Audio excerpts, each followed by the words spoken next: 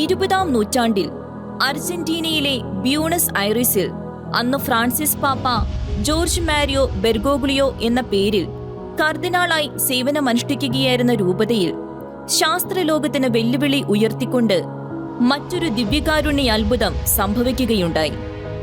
1996 August 18 father അൽഹാൻഡ്രോ പെസറ്റ് saint Mary's ദേവാലയത്തിൽ ദിവ്യബലി അർപ്പിക്കുമ്പോൾ ഒരു വ്യക്തി സ്വീകരിച്ച തിരുവോസ്തി അലക്ഷ്യമായി നിലത്തു വീണ് ഉപേക്ഷിക്കപ്പെട്ട നിലയിൽ കണ്ടെത്തി.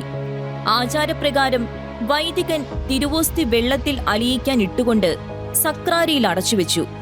ആഗസ്റ്റ് 26 സക്രാരി തുറന്ന വൈദികൻ കണ്ടത് അത്ഭുതകരമായി രക്തവർണമായി മാറ്റപ്പെട്ട തിരുവോസ്തിയും ജലവുമായിരുന്നു.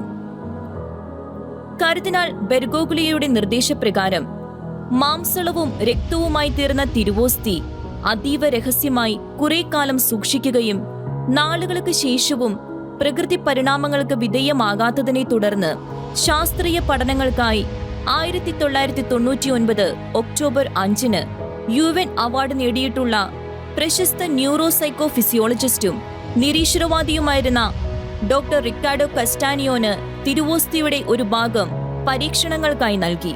പഠനങ്ങളുടെ സൂക്ഷ്മതയ്ക്കും കൃത്യതയ്ക്കുമായി പരീക്ഷണ വസ്തുവിന്റെ ഉറവിടം ഗവേഷണ സംഘത്തിന് ഡോക്ടർ വെളിപ്പെടുത്തിയിരുന്നില്ല. മനുഷ്യന്റെ ജനിതക ഘടനയുള്ള രക്തവും മാംസവുമാണ് പരീക്ഷണ വസ്തുവെന്നും ഹൃദയപേശികളാണ് മാംസത്തിൽ അടങ്ങിയിരിക്കുന്നതെന്നും വിദഗ്ധ സംഘം കണ്ടെത്തി. 12 നൂറ്റാണ്ടു മുൻപ് ഇറ്റലിയിലെ ലാൻചനോയിൽ രക്തമായി മാറിയ വീഞ്ഞിന്റെ പഠനങ്ങളുമായി ഈ അത്ഭുതത്തിന്റെ റിപ്പോർട്ടുകൾ താരതമ്യം ചെയ്യുന്നതിനായി 2 റിപ്പോർട്ടുകളുടെയും ഉറവിടം വെളിപ്പെടുത്താത്ത രീതിയിൽ മറ്റൊരു വിദഗ്ധ സംഘത്തിന് കൈമാറുകയും ഇവ രണ്ടും ഒരേ മനുഷ്യന്റെ ശരീരത്തിലെ ജീവിക്കുന്ന കോശങ്ങളാണെന്ന് സംഘം സ്ഥിരീകരിക്കുകയും ചെയ്തു.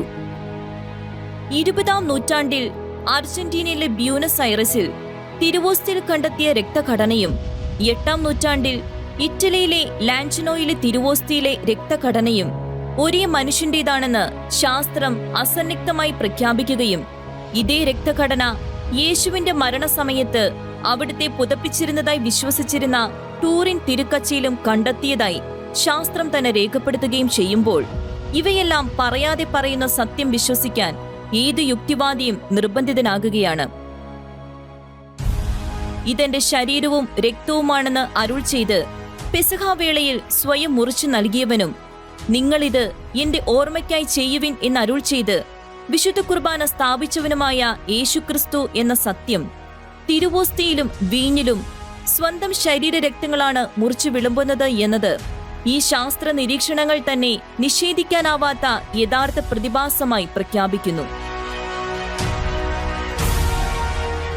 ബ്യൂണസ് ഐറിസിൽ സ്വയം നിരീശ്വരവാദിയെന്ന് അഭിമാനപൂർവ്വം പ്രസ്താവിച്ച ശാസ്ത്ര വിദഗ്ധൻ ഡോക്ടർ റിക്കാർഡോ കസ്റ്റാനിയോൻ പ്രസ്തുത അത്ഭുതത്തിന്റെ ശാസ്ത്ര വിശകലനങ്ങൾക്കു ശേഷം ഇന്ന് ദിവ്യകാരുണ്യ അത്ഭുതങ്ങളുടെ പ്രഘോഷകനായി കത്തോലിക്ക വിശ്വാസം സ്വീകരിച്ചതും ഇതിന് ആധികാരികത വർദ്ധിപ്പിക്കുന്നു.